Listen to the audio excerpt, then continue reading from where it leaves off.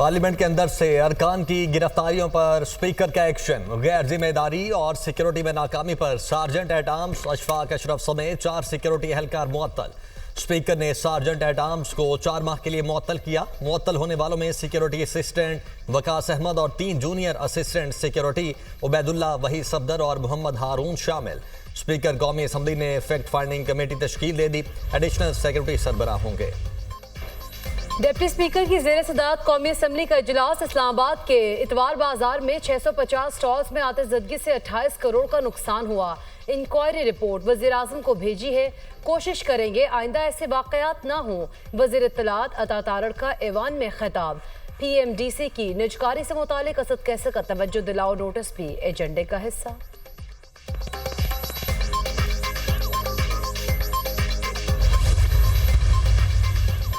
Opposition leader Umar Ayub, Asad Qaiser और जरताज गुल राहदारी जमानत के लिए पेशावर हाई कोर्ट पहुंच गए। अदालत में राहदारी जमानत के लिए दरखास्त दायर। अपोजिशन लीडर उमर अयूब ने कहा 9 मई फॉल्स फ्लैग ऑपरेशन था, 9 सितंबर जमहूरियत पर हमला था। पाकिस्तान में कोई जमहूरियत नहीं।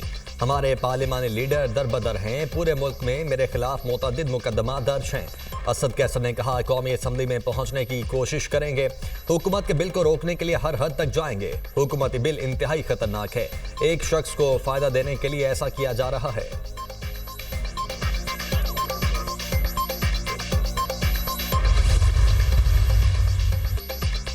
पार्लिमान की बेतौकीरी पर जाली वुज़रा की ढिठाई हैरान कुन और परेशान कुन है। बुग़्ज़े बानी PTI और तहरीक इंसाफ में जाली हुकूमत और वुज़रा पार्लियामेंट की बेतौकीरी पर भी खुश हैं।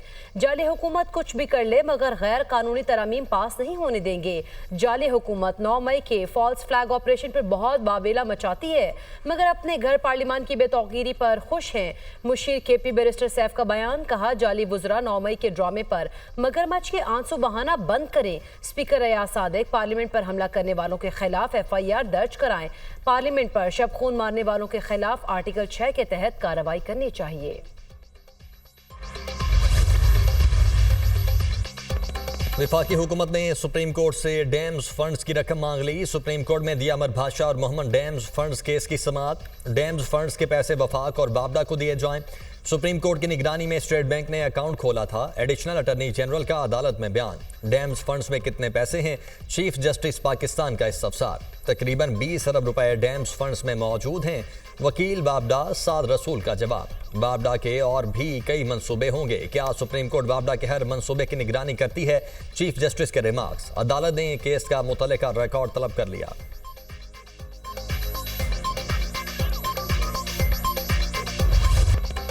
इस्लामाबाद के बिजली सारिफीन के लिए 14 रुपए फी यूनिट का रिलीफ खत्म। पंजाब हुकूमत के रिलीफ खत्म करने के अहकामात। इस्लामाबाद के सारिफीन को सितंबर में रिलीफ नहीं मिलेगा। बिलिंग सॉफ्टवेयर में तब्दीली के अहकामात जारी। आइस्को को अभी तक अगस्त में दिए गए रिलीफ के पैसे भी नहीं मिले।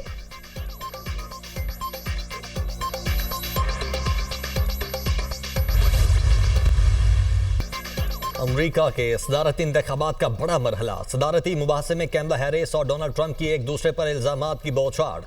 अमरीकियों के मुस्तकबिल पर तवज्जो दे रहे हैं। बदकिस्मती से ट्रंप के पास गरीबों की जिंदगियां बेहतर करने का कोई मंसूबा नहीं। इनके सारे प्लान अमीरों के लिए हैं। आलमी रहनुमा डोनाल्ड ट्रंप पर हंसते हैं। अमरीका को ऐसा सदर हरगिज नहीं चाहिए। अमरीका की मिडिल क्लास फैमिली से ताल्लुक रखती हूँ और हमेशा मिडिल क्लास लोगों के लिए आवाज़ उठाती हूँ। ट्रंप के दौरे हुकूमत में बेरोजगारी आम और मईशत अमरीकी सिविल वॉर के बाद बदतरीन सतह पर थी। इनके दौर में अफरा तफरी अपने उरूज पर थी। इसी वजह से 6 नोबेल इनाम याफ्ता शख्सियात ने ट्रंप के दौर को बदहाली का दौर करार दिया। जो बाइडन हुकूमत ने अमरीका में ट्रंप के फैलाए गंद को साफ किया। इसराइल को ईरान से खतरा है, गजा की तामीरें नौ करेंगे। तब भी कहा और आज भी कहती हूँ कि इसराइल को दिफा का हक हासिल है।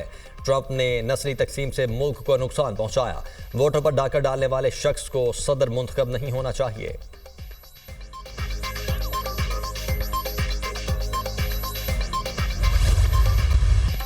मेरे दौर में बड़ी मौशी तरक्की हुई। सेल्स टैक्स से मुतालिक कैमला हैरिस के बयान में कोई सदाकत नहीं।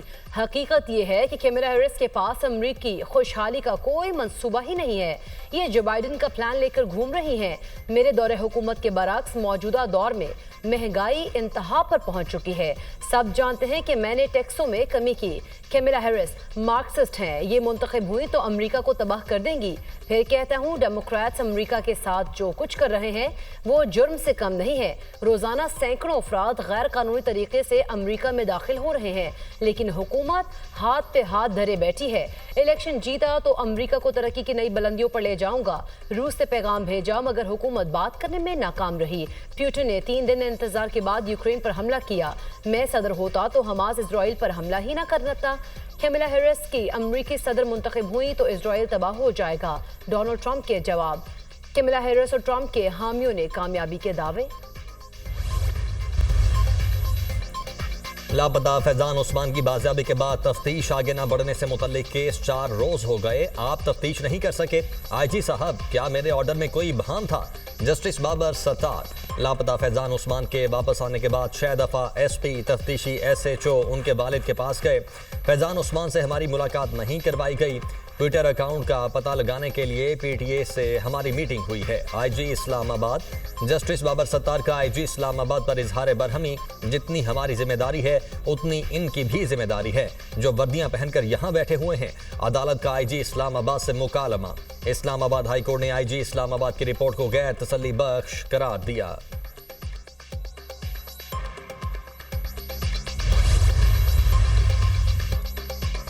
नए अदालती साल पर चीफ जस्टिस की गुफ्तगू का मामला। सुप्रीम कोर्ट का वजाहती एलामिया जारी। चीफ जस्टिस के साथ ऑफ द रिकॉर्ड गुफ्तगू को गलत अंदाज में रिपोर्ट किया गया। चीफ जस्टिस काजी फायज ईसा से सहाफ़ी ने तौसी से मुतालिक सवाल किया।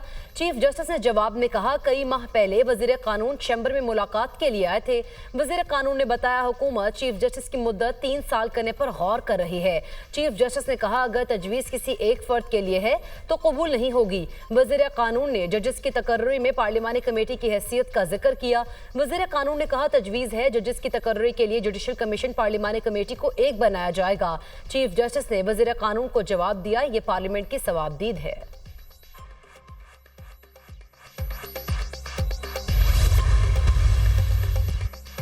अलीमीन गंडापुर के बयान पर फैसल वावडा बरहम। सेनेट में जारहाना अंदाज। ये कहना बैंड बाजे के साथ आएंगे, ये किस किस्म की सियासत है?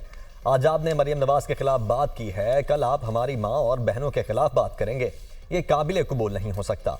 फैसल वावडा का अली अमीन गंडापुर को पंजाब और सिंध आने का चैलेंज। आप आए पंजाब, सिंध, बलोचिस्तान, मिस्टर गंडापुर को मिस गंडापुर बनाकर भेजेंगे। आप मुल्क तोड़ने की बात ना करते, हम आपके साथ खड़े होते। अंदर खाते ये फौज से बातचीत के लिए तरले कर रहे हैं। अरशद शरीफ केस में मुराद सईद, जनरल फैज से बानी PTI को कैसे पता था ये होने वाला है? आपने अपनी गंदी सियासत की वजह से अरशद शरीफ को कत्ल करवाया।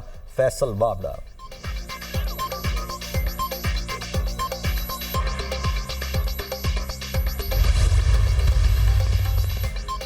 PTI पार्लिमानी पार्टी के इजलास की अंदरूनी कहानी सामने आ गई। वज़ीर आला खैबर पख्तूनख्वा रात कहाँ थे?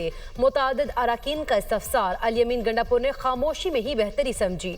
लापता होने या ना होने के मामले पर एक लफ्ज़ तक न बोला। वज़ीर आला KP ने असम्बली के अंदर और बाहर तमाम अरकान को खुलकर पार्टी का दिफा करने का इख्तियार दे दिया। वज़ीर आला अली अमीन गंडापुर ने कहा, अगर कोई हमारा लिहाज नहीं करता हम भी नहीं करते। वक्त आ गया है सब मिलकर बानी PTI की रिहाई के लिए मुहिम चलाएं।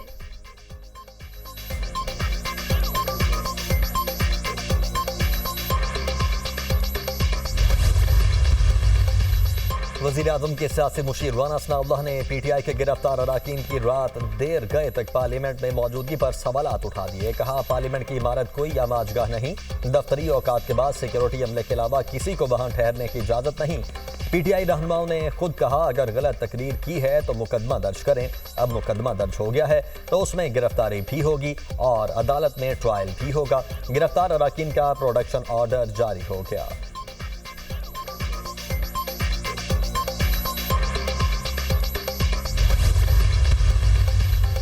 पार्लियामेंट पर धावा विफाकी हुकूमत की इजाजत से ही हो सकता है। काली गाड़ियों में नकाबपोश लोग आए, बिजली बंद की और एक एक दरवाजा खटखटाकर हमारे अरकान असेंबली को गिरफ्तार किया गया। पीटीआई रहनुमा अली मोहम्मद खान ने कहा, वज़ीर-ए-आज़म शहबाज शरीफ अगर पार्लियामेंट पर होने वाले हमले के पीछे नहीं हैं तो क्या वो इस बात पर इस्तीफा देंगे कि वज़ीर दाखिला और आईजी इस्लामाबाद को ये नहीं पता कि हमले के पीछे कौन है।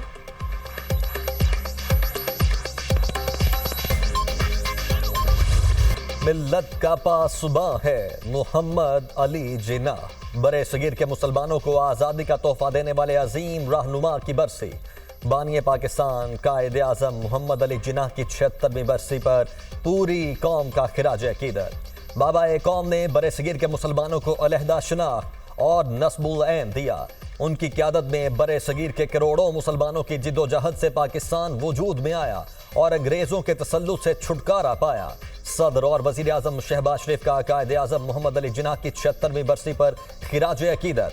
सदर आसिफ अली जरदारी ने कहा कि बरे सगीर के मुसलमानों के लिए एक अलहदा वतन के लिए कायद की काविशों के ममनून हैं। कायदे आज़म एक दूर अंदेश रहनुमा थे। उन्होंने हिंदुस्तान के मुसलमानों को एक झंडे तले मुत्तहिद किया। पूरी कौम हक के खुद इरादियत के लिए कायद की अनथक जिद्दोजहद और गैर मुतज़ल्ज़िल अज़्म को खिराज तहसीन पेश करती है। गवर्नर और वजीर आला सिंध मुराद अली शाह की मज़ार क़ायद पर हाजिरी फूल रखे फातिह खाने की। गवर्नर सिंध कामरान टिसोरी ने कहा, कायदे आज़म के नक्शे कदम पर चलने की जरूरत है। कायदे आज़म से मोहब्बत का मतलब है पाकिस्तान से मोहब्बत। 9 मई जैसे वाक़यात पर हम शर्मिंदा हैं। एक सियासी जमात के रहनुमाओं का रवैया इंतहाई नामुनासिब है। मखसूस सियासी जमात के बयानिए से पाकिस्तान की साख मुतासर हुई। बैरूनी ताकतों के आलाकार पाकिस्तान की तरक्की नहीं चाहते। वज़ीर आला सिंध मुराद अली शाह ने कहा, हम कायदे आज़म के विजन पर अमल दरामद करेंगे। सबको यकजान होकर मुल्क की हिफाजत करना होगी। वज़ीर आला KP अली मीन गंडापुर के बयान की मजम्मत। एक मुंतखब वज़ीर आला की जो ज़बान है उसकी तो उसके अपने पार्टी के लोग सिवाय एक शख्स के, उस शख्स ने सुना है कि कहा है। मुझे यकीन अभी तक अपने कानों पे नहीं, लेकिन फिर मुझे याद आता है कि हाँ वाकई ये वही है जो मुल्क के वो नुकसान पहुँचाना चाह रहा था। कि जो बात की है तो उस पर जितनी मजम्मत की जाए वो कम है। विफाकी हुकूमत ने रिटायर्ड मुलाजमीन की वफात के बाद फैमिली पेंशन की मुद्दत 10 साल मुकर्रर कर दी। वजारत खजाना के नोटिफिकेशन के मुताबिक स्पेशल फैमिली पेंशन की मुद्दत 25 साल और कबल अज़ वक्त रिटायरमेंट पर जुर्माना होगा।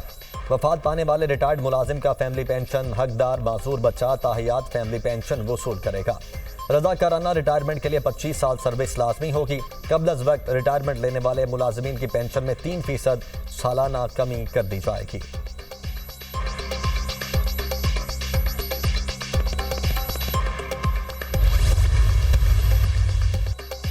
पेंशन एक बम की शक्ल इख्तियार कर चुकी है, इसे रोकना होगा। पेंशन इस्लाहात पर जल्द कानून साजी लाएंगे। जो इदारे नुकसान में चल रहे हैं वहां से अरबों रुपए बचा सकते हैं। वज़ीर खजाना मोहम्मद औरंगजेब का कहना है कि ज़राअत के शोबे का मईशत में बहुत अहम किरदार है। ज़राअत फाइनेंस को बढ़ाना है। लाइफ स्टॉक और डेयरी की भी फाइनेंसिंग की जरूरत है। टेक्सटाइल के अलावा दीगर शोबों में बरामदात बढ़ाना पड़ेगी।